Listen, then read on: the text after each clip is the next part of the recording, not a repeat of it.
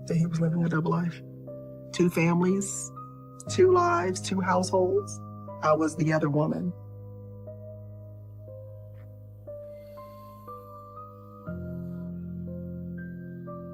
So that evening, I had taken everything that he owned, and put it by the front door. When he came home, he says, "What is all this?" What's going on? I know where you've been going. And I told him, I said, "I found the garage." And eyes got a little big. He was surprised. He takes the knife and he jabs it right next to my ear. And I managed to push him off of me. Something snapped in me mentally. And I got mad. I wasn't scared anymore. I was mad. You want to kill me? He looked me square in my eyes. And he said, "If I had a gun, I would shoot you dead right now." And I told him, I said, "I do not care." I gained this strength that I hadn't had. And then he started his crying. He got down on his knees on the floor and begging. Please don't go. And I just looked at him now. I didn't go over to him like I normally did. I didn't feel sorry for him. One of the bills I paid was the cell phone bill.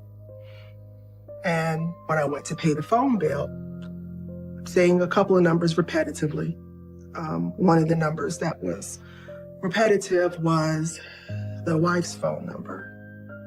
And then there was another phone number that was pretty frequent. The calls are like 1 a.m, really odd. So when he was sleeping, she must have told him that I called the next day. He was very upset with me. My stomach was in knots because something in me felt that something was gonna happen. I didn't know what that something was gonna be, but it wasn't gonna be good. So while in the kitchen, I went in the drawer and I took out this knife and I just laid it on the counter to protect myself. Sonia, why are you going around calling my customers? He gets in my face and just starts yelling at me about me calling his customers, and picked up his phone and looked through his phone. And I found out the name for the number. And the name said Morgan. I decided that I was going to call her and find out who she was. I was a little jittery because I wasn't sure what to say. Hi. I'm sorry for calling you so late. Never said who I was. I just said that I was a friend. Asked her if she knew Stafford. She said yes. She said he was her mechanic. I said, okay, thanks. Hung up the phone. I knew that there was more to it.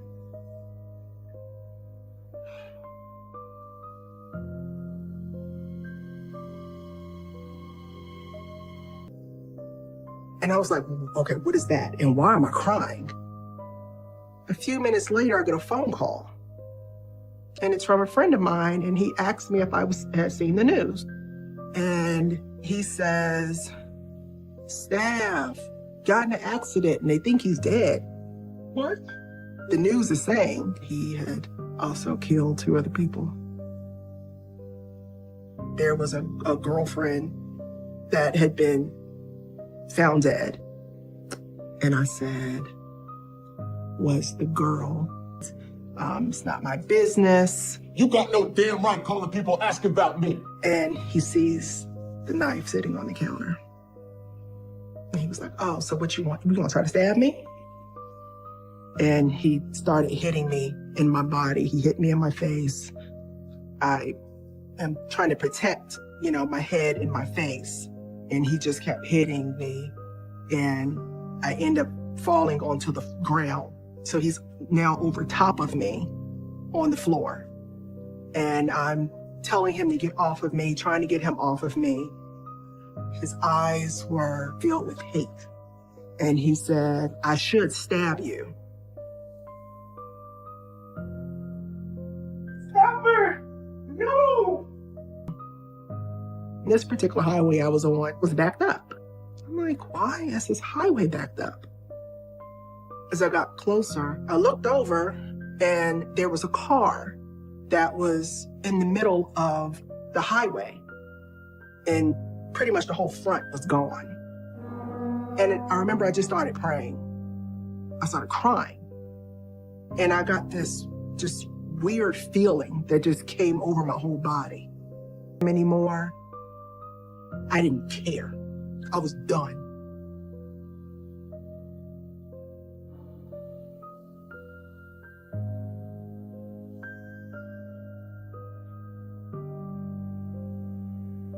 May 29th, 2015. It was a Friday. And I had just left work. And I was going on my way to the gym and put it up one more time. Pulled the trigger and it clicked. I was petrified. And I told him again, stop it, stop it, stop it. Put the gun up again. And this time, when he pulled the trigger, he pointed it at me.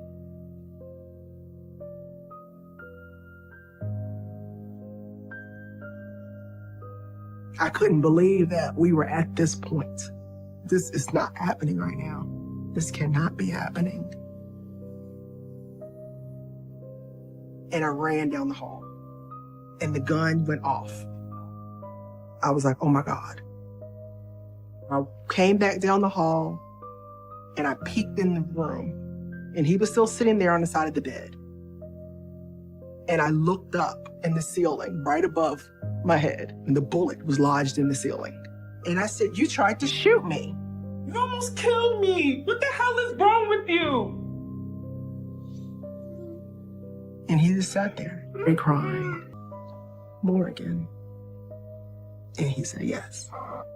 The man police say killed his estranged girlfriend, Morgan Rogers, and their 1-year-old daughter, Leah, in their Chesterfield home Friday, then hours later killed a brother and sister in a crash on Interstate 295 while eluding police. Crash that also killed Shaw. I found out that Morgan was shot, both her and the baby. He shot them while they were sleeping. Chesterfield police say phone records prove Shaw admitted he killed Rogers and their 1-year-old daughter, Leah.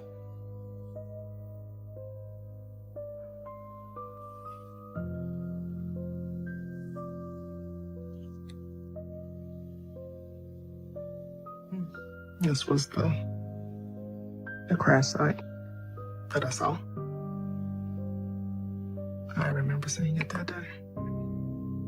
I remember driving past the accident site, not knowing what it was. I had witnessed where he died. And the guilt was about me not speaking up back then and me not saying anything to Morgan when I talked to her that day. And if I would have said something, if I would have told her what kind of a person he really was. He was a monster. And I know no other word to call him than a monster. While she and others remember the tragedy in this home, Holt has this message for domestic violence victims. Tell someone, don't be silent, because this is what happens when you're silent. If I didn't leave, would that have been my fate? If we did have children together, would that have been our fate?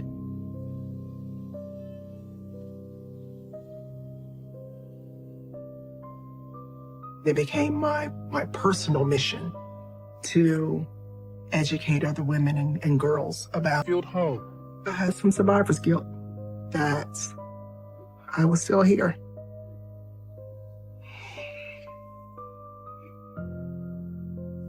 And they weren't.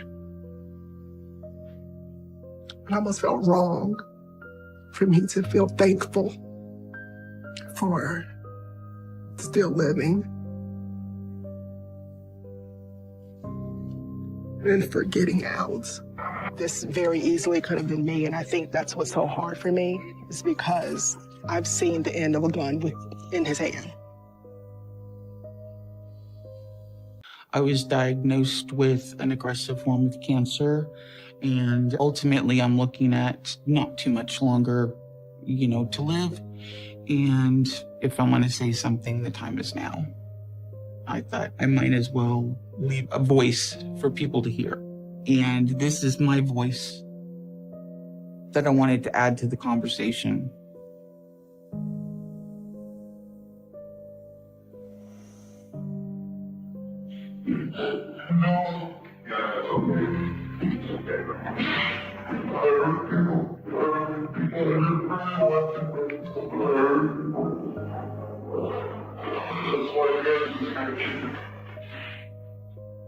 It's hard. Domestic violence, because the only way that it gets stopped is if we educate. Too many people are losing their lives and have lost their lives, and it has to stop. I want people to hear the signs. It's not always easy to leave, but you don't have to suffer in silence. And I have to keep speaking, and I have to keep pushing and helping, because there's too many people out there to help. It just didn't turn out the way that I had hoped. He always had all of these dark fantasies in his head. I'm not proud that my first husband was a serial killer.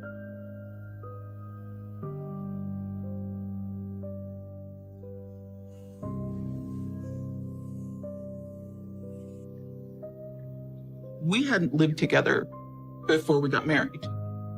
So now all of a sudden we're in each other's space. And there was a distinct change in how he treated me. It became obvious that he wanted a trophy wife. One day he brought me a gift and I was surprised. Hey, what's this? A little something for you. He didn't really give gifts, celebrate anything, even birthdays or anything like that. To call someone you married evil, because you don't ever really want to say that, but I think I always saw the potential for evil in him. Sometimes things around. Sometimes the same thing is wrong. Sometimes I can't live without.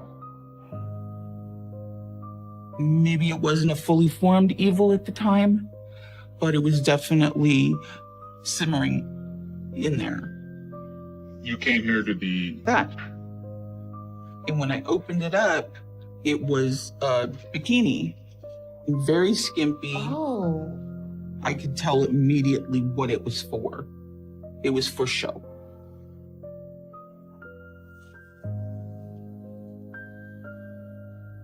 Wow. What happened that weekend was we had a pool party with, his friends. He wanted everybody to see how sexy his wife is. He reveled in the other Marines being jealous of him. I mean, don't you think I should wear something a little less, revealing? to the Humboldt Sheriff's Office. You had something with you, right? It was hers. What was that? The past. It's a scary thought that there are people that are just walking around out there pretending to be human beings. This is the only existing photo from any time that we, had together. This is a photo of Wayne and I at our wedding reception. We had eloped. We were married at 19 years old. I took a lot of pride in dating a Marine. It all falls into that romantic mystique of the tall, dark stranger, handsome, doesn't say much, that whole package deal. In his mind, I think, I wasn't living up to quite the expectations that he had been hoping for. And those started being reflected in how he treated me. What was I thinking? Marrying a stupid bitch like you. The criticisms began at that point in time. little put downs, the microaggressions. You're not as smart as you think you are. It'd be nice if you put in a little effort. I could never make a correct decision. There was always something wrong. So I worked all day, then I had to come home and create these, 3-course meals. I work all day, and this is what I come home to? Nothing was ever good enough. No. I was definitely an introvert. I had a tendency normally to stay inside when they would have the parties, but he wouldn't let me. He wanted me out there wearing that bikini. Well, you don't like it? No, it's great. Thank you. I felt humiliated. I felt cheap. I felt used. Well, hurry up. Put it on. They'll be here soon. I felt objectified, and he didn't care. It didn't matter how I felt. It was what he wanted.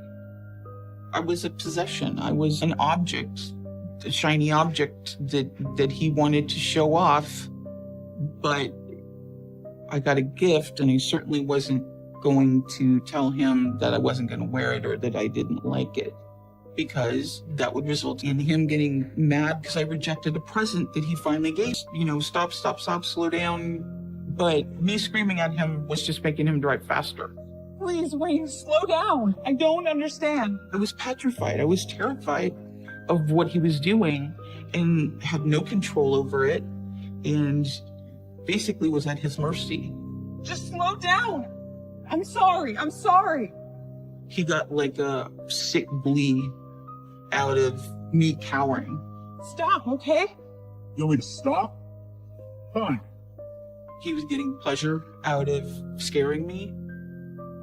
He was happy that his intimidation was working. He didn't care if he killed himself too. You could have killed us. It was more important to him that I was scared and that he was making his.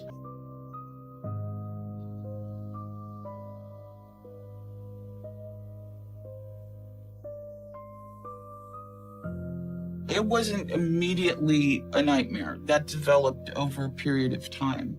It creeps in slowly. There was one time early in the marriage where Wayne and I were sitting down watching TV, having a glass of wine, and we started to talk about his father. And he didn't want to. How come I've never met your father? He really didn't talk a lot about his childhood. It was not a conversation that he wanted to have. Don't you think I should know my father-in-law? No, you don't need to meet him. And took 2 other people's lives with him. When I found out he was dead, I could breathe. I could finally breathe.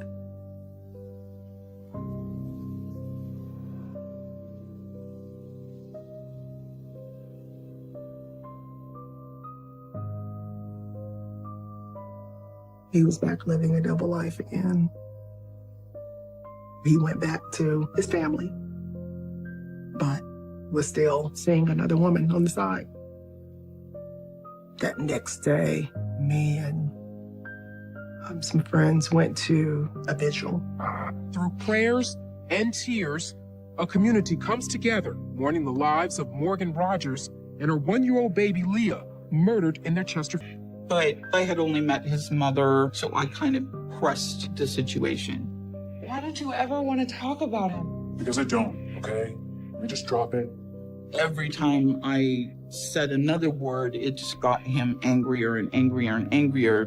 What's the big deal anyway? You've met my parents 1,000 times. All of a sudden, he exploded. Just shut up! What is the matter with you? I got up off the couch to get away from him, and he got up after me. I said, stay out of my business. I'm sorry. And punched the wall next to my head. When he put his fist through the wall, it was just close enough to my head to where it was a threat, but far enough from my head to where I knew he wasn't actually trying to hit me. When I say you stop talking, you're gonna do it. I came from a household that didn't have that type of violence and anger, and it made me very fearful. One way or another, you are going to learn to listen to me. Then he started manipulating me with the intimidation of what he could do. All of it was an intimidation thing to let me know he was angry, and I also honestly believe that he was angry that he had to control himself in front of his friends.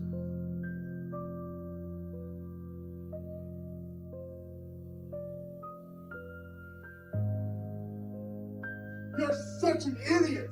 Did you do anything right? Me. So that was when he started objectifying me, and then I just became disposable.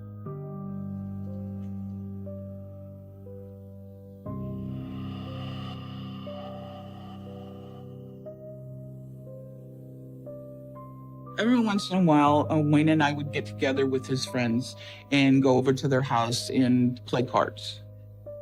This one night, I didn't throw down the card he wanted. We're leaving. Why are we leaving? You screw everything up. Wayne grabs me and says, we're going home. And I get in the car, he's driving, and all of a sudden it's like all his rage started to come out and he started driving like really fast. Wayne, slow down. I screamed at the beginning to all of my confidence in myself was gone. You end up at that point where you just start agreeing with everything and you just, yes, it's my fault. I'm sorry. You start apologizing for things that aren't your fault.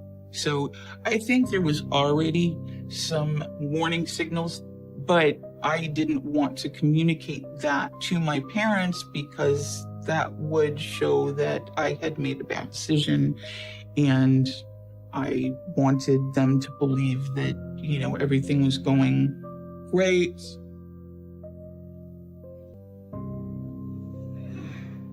But it's not as simple as people think to just walk out the door. That's always the first gut reaction. We'll just leave. He's got the checking account. Wayne had constantly threatened me that he would come find me. Emotionally abusive people cut you off from everyone, and they make sure that you have no avenue to leave. My parents had initially been angry that I had eloped, so I felt like I'd burned my bridges with my parents, and I didn't have any friends of my own, so I was all by myself. And Do you know what you did was wrong? Adam, do you know what you did was wrong? Right now. Do you realize what you did was wrong? No, I didn't. Now you do. What about at the time? I can't even tell what's going on in my mind now. It's hard for me to tell what I was going on then. the pause, right when he said, do you realize that what you did was wrong? And there was no, if I didn't feel like it, if I didn't feel good, I was sick, none of that mattered. He would keep me up all night long. Wayne, I'm tired. I just want to get some sleep. Won't take long. I learned fairly quickly that it was easier to just say yes as soon as possible, get it over with, and then be done. That seconds long pause there, I think that's very telling. Even though he turned himself in, I don't believe that Wayne ever did really understand that it was wrong and it was something that he shouldn't be doing. It took him a while to give that answer.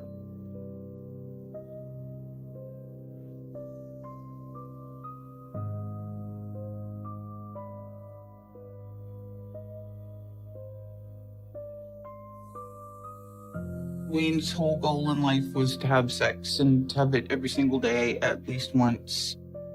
Hey. Hey. Wayne wouldn't take no for an answer. So, in my mind, I could not see a way out.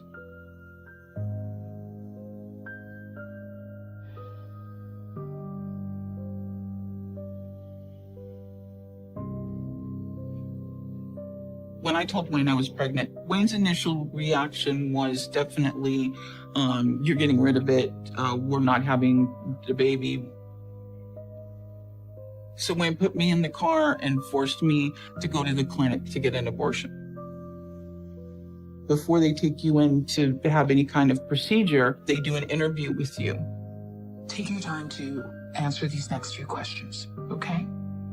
Are you sure this is what you want? Is anyone forcing you to do this?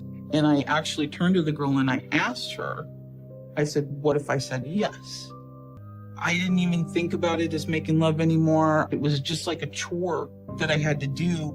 So it ended up that virtually every single day, I felt like I was being raped. And he never considered it to be sexual assault or rape.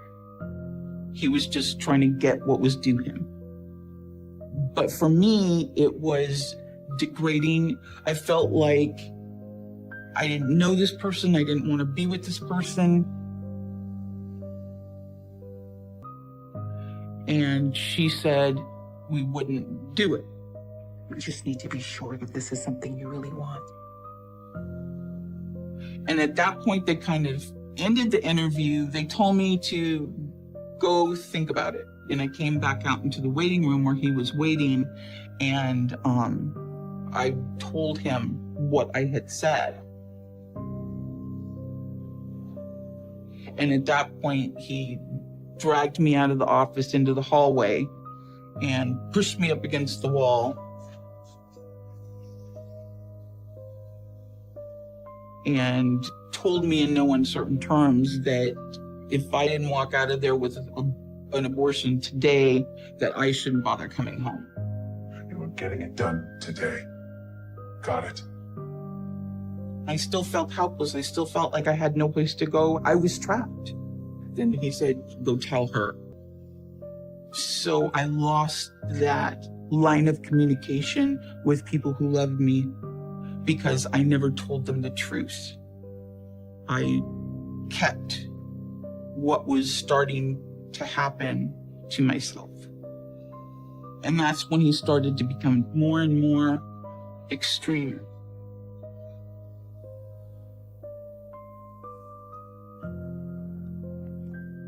Humiliating and degrading. He had always made it clear that women were objects and disposable. He cared about my pieces and parts, but not me.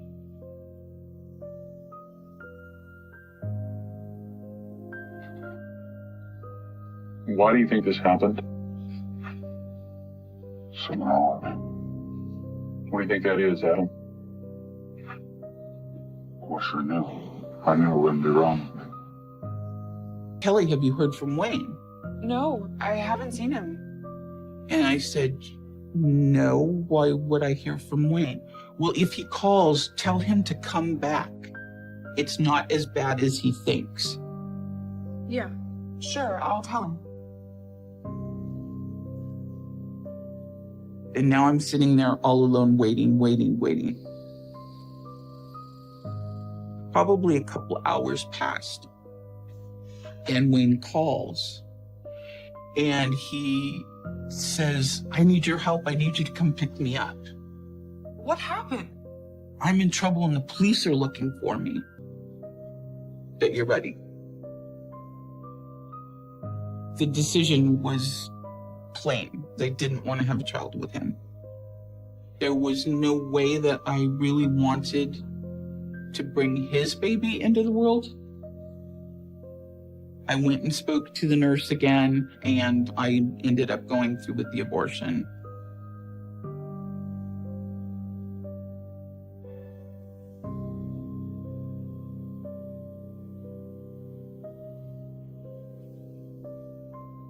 It did begin to escalate to a point where it was not only sex, but fairly severe bondage. He found a deck of playing cards that the back of each card had a woman in some kind of rope bondage. And so he wanted to try those types of rope. And I go, well, what did you do? And he said, they think I raped somebody. Wait. Him and a friend of his hooked up with these two girls. And I think they were maybe like 14 and 15 or something like that. He's being accused of statutory rape. He obviously knew. One night, I went to dinner with Bob after work. He drove me home, and as we were driving up to the house, I realized that Wayne's car was parked there. Oh no. And I was terrified. Don't stop. What? Go. What's wrong? Go. That's Wayne's car. He's home. Just drive right past, don't slow down. I didn't know exactly what was happening, but I knew he was home. Later on, he told me the story of what had happened that night. He had got it in his head that I was cheating on him, knew that the girls were underage, but he did not accept any responsibility at all. He did not feel like he had done anything wrong. Just come get me. Okay. In his view, the only issue was getting caught. He just didn't have empathy. The whole process went on. I had to come home, take off all my clothes, cook naked, walk around, and he could touch anywhere on my body he wanted, anytime. And I was just like almost like a mannequin doll. You just learn to just keep quiet and let him play with his toy. Every time he dehumanized me, every time he fetishized a piece or a part of me and I just went, no, I want it. Wayne, you can't take the bike. I had friends that ride, and so I wanted to have a motorcycle to ride with them. And I think it clicked in his head at that point that Bob rode motorcycles as well. And then he just lost it. And he grabbed me and dragged me across the house. You really are a piece of garbage. Shoved the phone in my hand and said, you call him right now. I want to talk to him. Call him.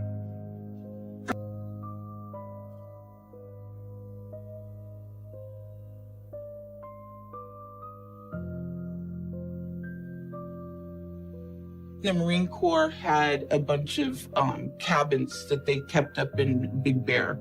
So Wayne and a bunch of his friends had decided to go up there for the weekend, and I get a phone call. Hello. Oh, hey, hi, Bill. How are you? And the phone call is from one of the guys that he's with up in Big Bear. And they asked me, hopefully we didn't stop, because he was a pretty darn good shot with a bow and arrow.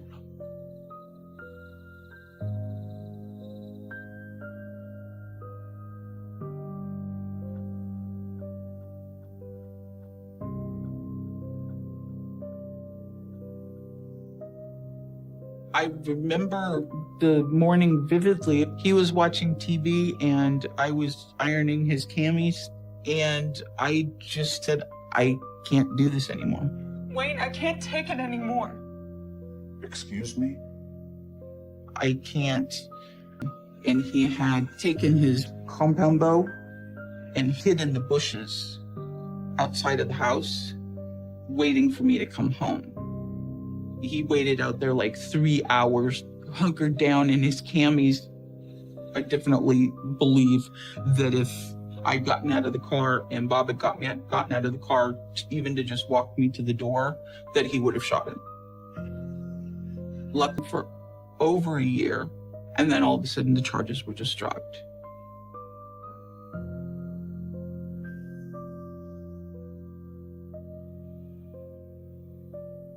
Once the entire issue with the statutory rape charge was resolved, I had gotten a new job.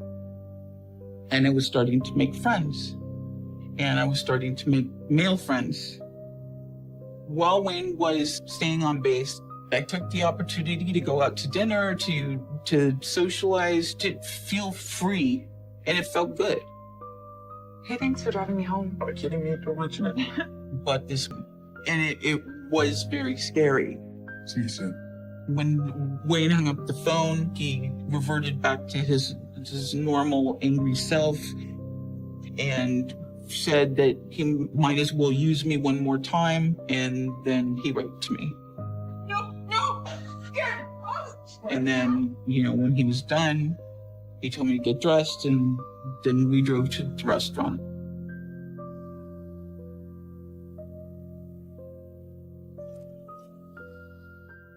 What did you do? Cry. Why did you cry, Adam? Why did you cry? Live like this. I've seen what other people are like, and I know that I don't have to live like this anymore. I want a divorce. I was expecting this. At first, Wayne came across fairly casual about it, like talking about divvying up our stuff. And he said he was going to take my motorcycle. Going now! So I called Bob up. Wayne got on the phone, and instead of yelling or cussing at him, he was very pleasant. He said, "Why don't you come and we can all go out to breakfast?" He was so calm and so, matter of fact. It did frighten me because I didn't know what he was planning. That was a behavior that wasn't normal for him. With Bob, like he was a new friend. It was just bizarre. Now that I'm on the market, maybe you can help me out. And then he actually asked Bob if he knew any girls with big boobs that he could introduce him to. You know the type I'm talking about. He was kind of belittling me in front of Bob and, feeling like any big boob girl could replace me. It was said in such a friendly manner that it was bizarre. 2 years hiding just in case he would find us. I knew that he was always lurking out there. I never felt safe.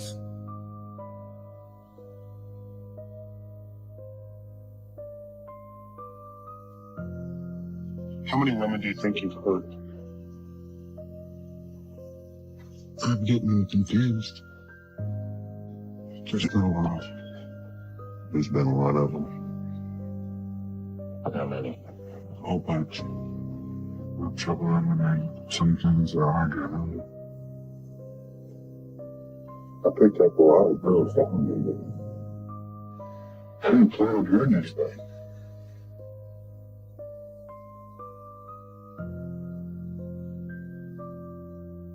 He dropped off my radar. There was no further contact. Bob was taken aback. And Bob just said, "Go home, pack a bag. I'll be there to pick you up." Don't worry. I'll come for you. I left the restaurant in our car. I went home and packed stuff to leave. Wayne walked. And Bob got in his car and came and picked me up, and we were gone by the time that Wayne got home. Shortly after that, Bob and I were living together. A relationship was blossoming between the two of us. And I felt safe for the first time in a long time. It was just like a release of tension that I could finally breathe again. So I didn't walk out there. Did you cry because you knew it was wrong? Yeah. Shouldn't have happened. Shouldn't have happened.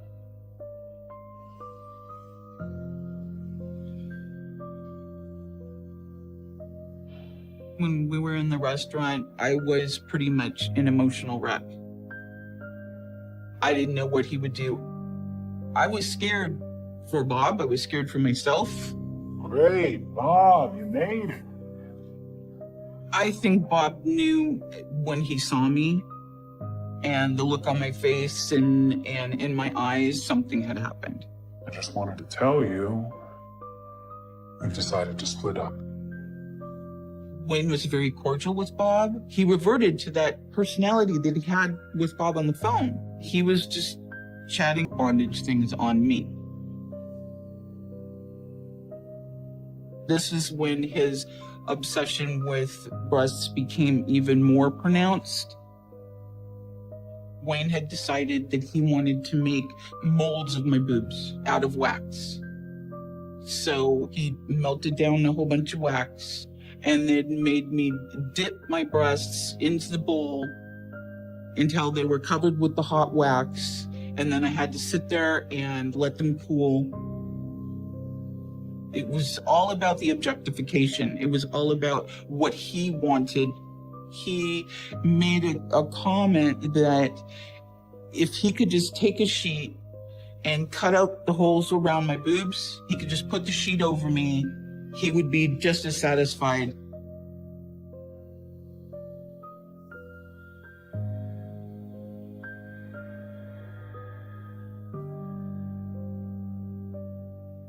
He decided that,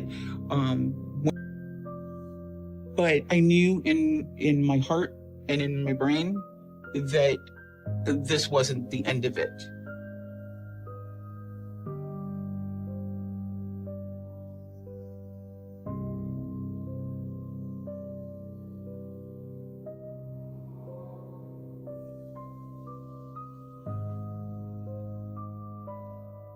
I started to get phone calls at work from Wayne. And he would tell me everything I had done from the moment that I left work the day before.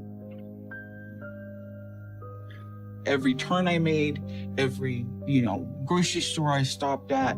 It was very specific. You kissed in a parking lot, you had dinner at this place. And he would do this daily, just to let me know that he was watching me.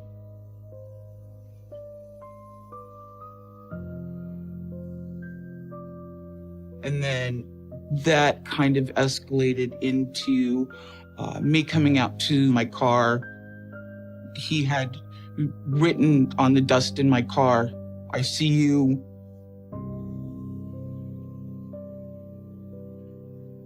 I knew that he was angry. He hadn't gotten the opportunity to properly punish me. My stomach was in knots, waiting, wondering. I was constantly on my guard. It was like he was a shadow that was there constantly, just continuing to terrorize me.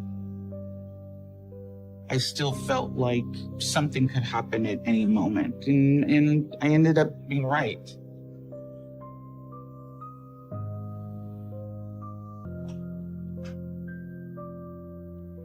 And she's on the phone going, "Is that Wayne? Is that him?" And then they started telling the story about that he had turned himself in. Investigators say that 36-year-old Wayne Ford handed them a plastic bag containing a severed breast and then confessed to murdering 4 women over the last 14 months.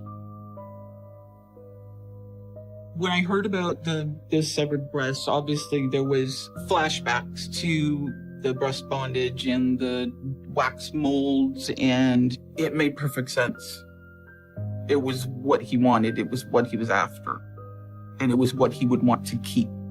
And I said, we got to get out of here now. We've got to go home. This is how scary it was because of how determined he was. During the period of time when Wayne was stalking me, there really were no stalking laws. You can't go to the police and say someone's being mean to me. They're not going to do anything. So Bob and I actually moved even further out of the city. We were hiding. We spent tax. Life had moved on. Bob and I had gotten married. I had my first child. So life was happening. in November of 97.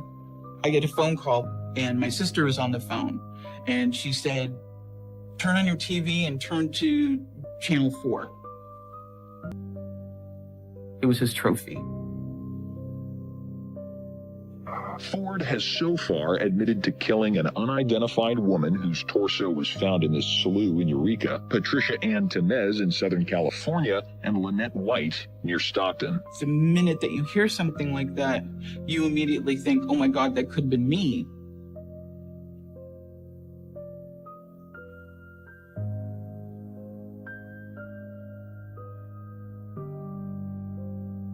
I actually contacted the Humboldt Sheriff's Department and I really started to get the details. I have changed him.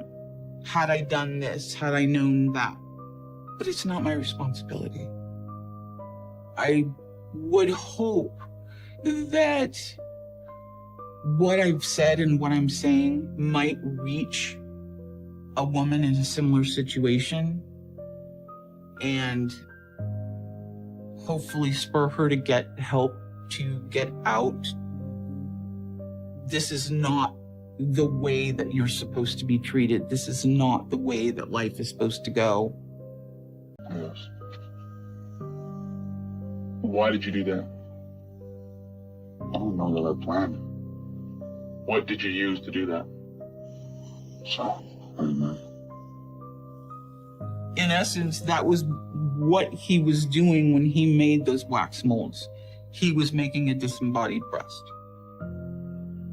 Did she, at any point in time, did she offend you? Did she hit you?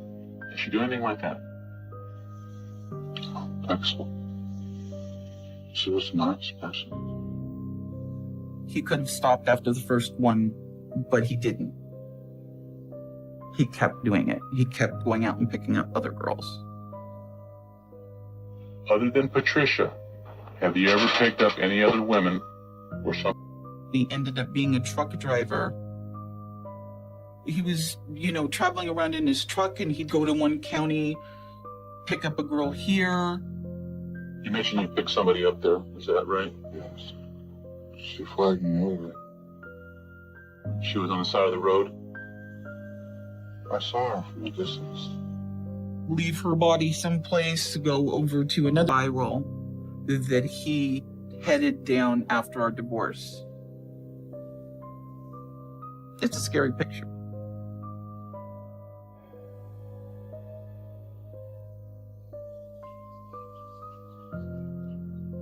I definitely feel with the severity of the crimes that he committed, you don't want someone like that out in the world.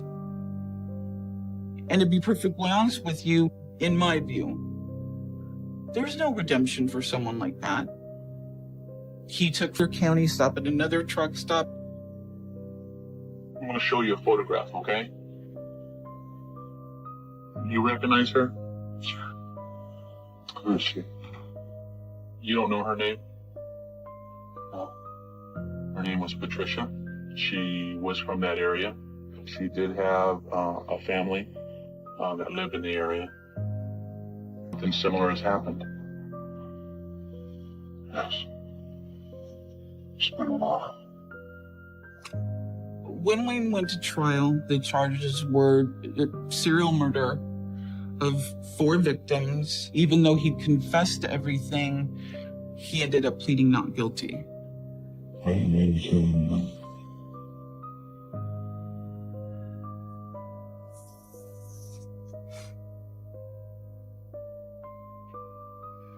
That's Wayne in court. That's what I remember seeing when I was in the courtroom. It was terrifying. It was honestly terrifying because in my head, all these years, I, was still always afraid he was trying to find me, and he was, and basically here I was serving myself up on a silver platter. For all those years, the fear was always there that he was out there. The female bailiff could see how nervous I was, and she just, kind of tried to reassure me. She said, "Don't worry, honey. If he moves, I'll shoot him." Made me feel a little bit better.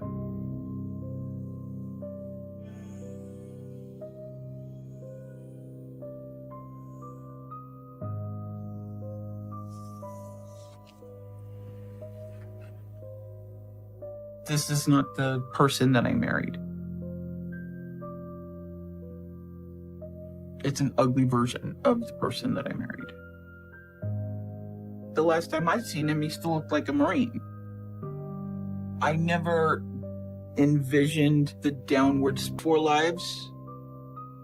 He took them violently and ruthlessly. I don't feel a ton of empathy for him. He's gone, and that's fine. But I personally still carry a lot of guilt. There was a period of time where I felt, could I? I'm sorry. I will do that.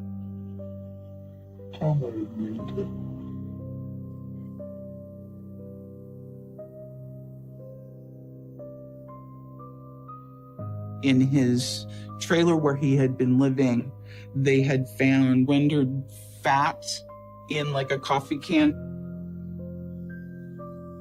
Pieces in the freezer next to the ice cream. You removed her breast?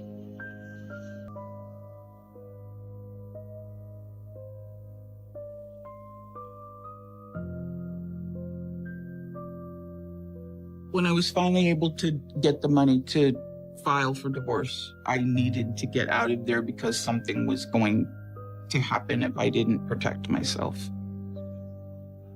I quit my job and we moved down to Palm Springs. We didn't really